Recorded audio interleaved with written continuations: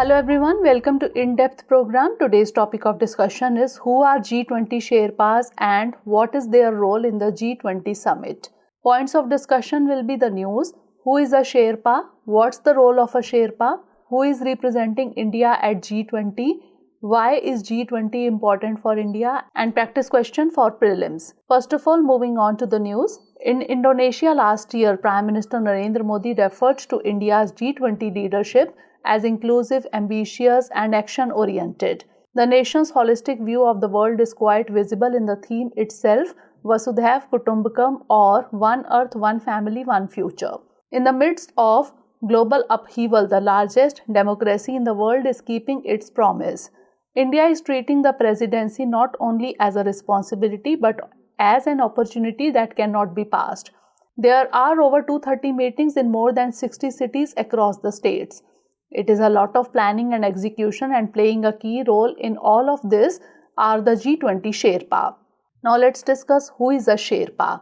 At an international summit meeting like the G8 or G20, a Sherpa is a personal envoy of the head of a member nation.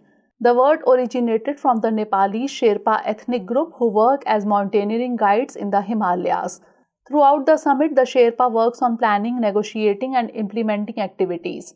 In order to help their leaders negotiate their positions, they organize the agenda, look for political consensus at the highest levels, and take part in a number of pre-summit meetings. What's the role of a Sherpa? Sherpas get together well in advance of the summit to resolve conflicts on numerous matters. The leader's declaration or communique, which is the G20 summit's ultimate product, is prepared by the Sherpas and the finance track representatives towards the end of the process.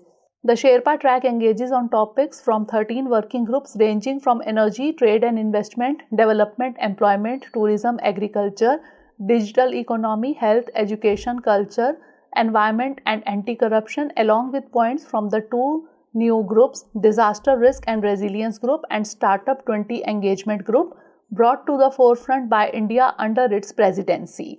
Who is representing India at G20? Amitabh Kant, the former CEO of 𝐈𝐀𝐒 𝐏𝐫𝐞𝐥𝐢𝐬, has been chosen to serve as India's new G20 Sherpa in place of 𝐃𝐢𝐬𝐏𝐫𝐞𝐥𝐢𝐬, the Ministry for Commerce and Industry and Consumer Affairs, who was nominated to the position in September 2021.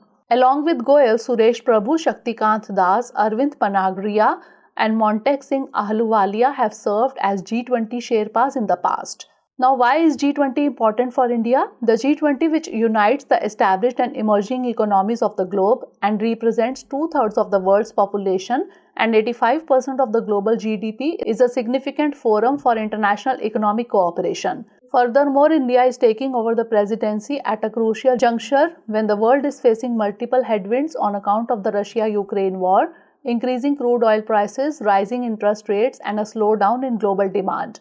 Prime Minister Narendra Modi has called for international cooperation to deal with global issues, outlining the country's approach to the G20. He said in a statement, the challenges of climate change, terrorism, and pandemics can be solved not by fighting each other, but only by acting together. Now it's time for the prelims MCQ. Which of the following countries is not a part of the G20 group?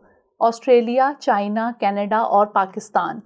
Send the answer of this question in the comment section. Stay tuned for the next episode. Thanks for watching.